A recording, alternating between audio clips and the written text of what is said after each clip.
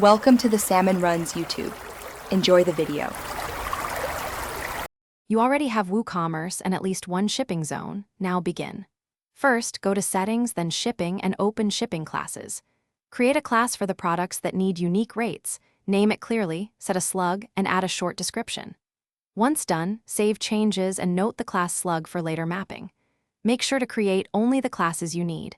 Too many classes complicate management and pricing, so keep names concise and consistent. Next, assign shipping classes to products. Edit a product, choose the shipping tab, and pick the class. You can also bulk edit multiple products to save time.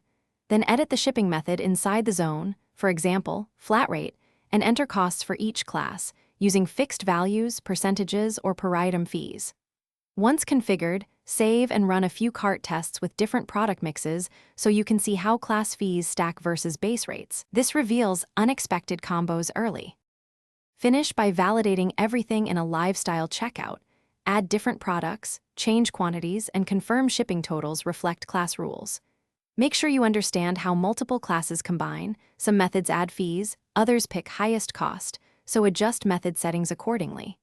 If something is incorrect, enable Woocommerce debug shipping logs, recheck shipping method formulas, and verify product class assignments.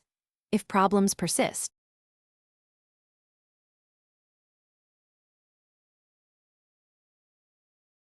Thanks for watching. Consider subscribing if we helped you.